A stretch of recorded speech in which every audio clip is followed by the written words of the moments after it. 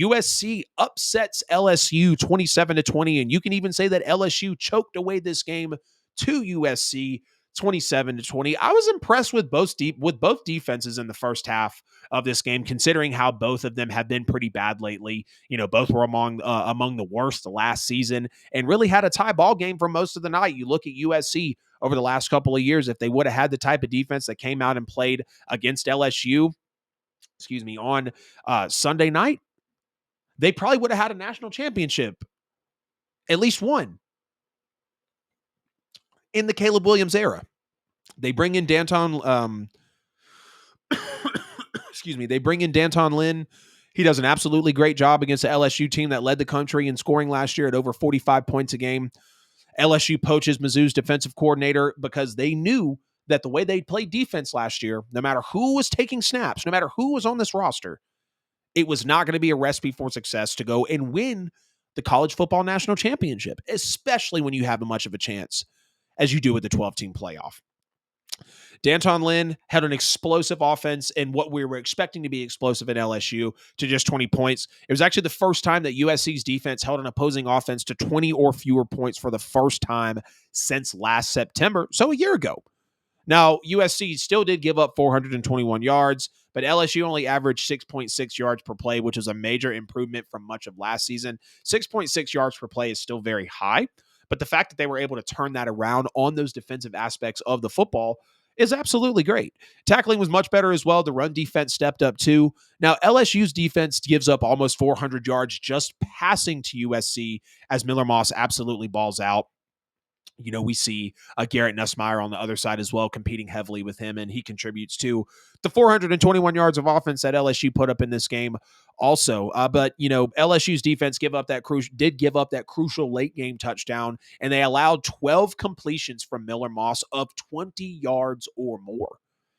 So you're talking about 240 yards just off of 12 completions that Miller Moss had within the multiple passes he threw in this game. And, respect to Lincoln Riley for letting Miller Moss air it out.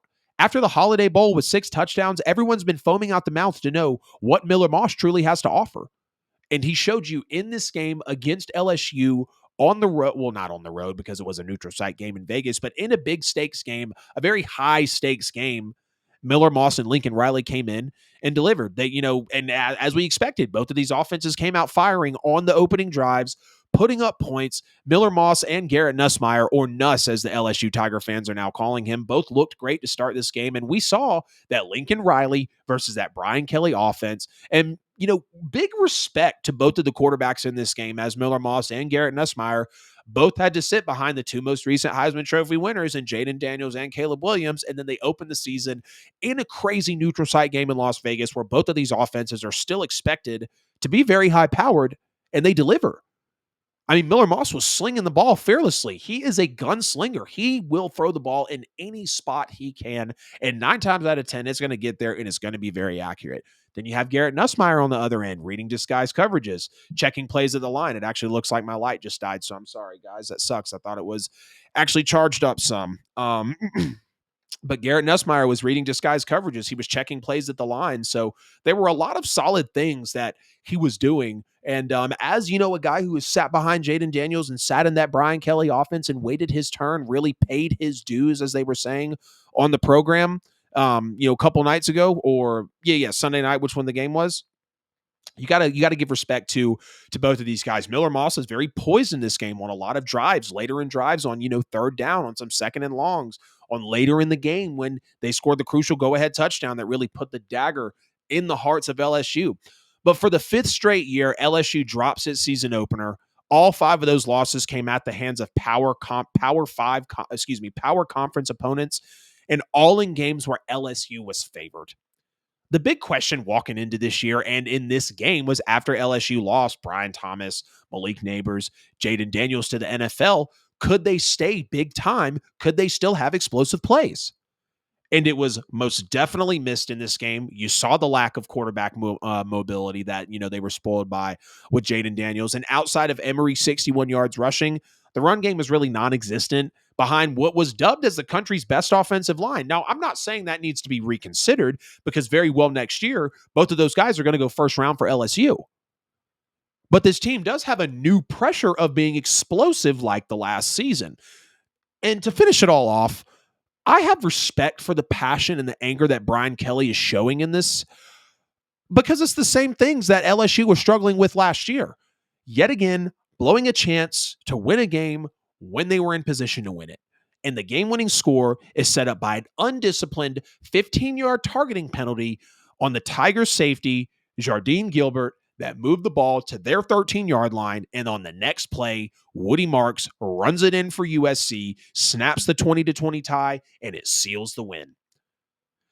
And that's unfortunate. That's unfortunate to know that, LSU had chances in this game. They had a Kyron Lacey and a Mason Taylor playing big at certain times, but then they had inconsistency out of Josh Williams, out of Caleb Jackson, only averaging 3.4 yards per carry. Again, John Emery Jr. with the 10 carries on the 61 yards. That was about it.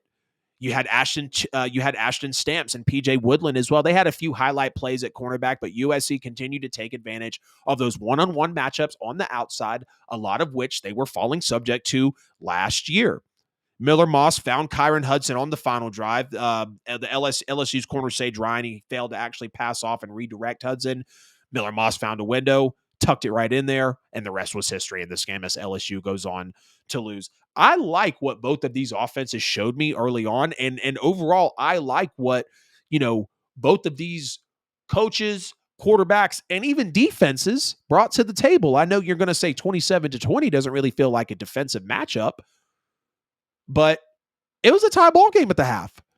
And for it to be 20-20, to know that Lincoln Riley and Brian Kelly are calling the plays and engineering these offenses, we were in for one hell of a game. Again, in Vegas, Allegiant Stadium, neutral site game. It was great to watch. It was the best weekend of college football I've ever experienced in my life.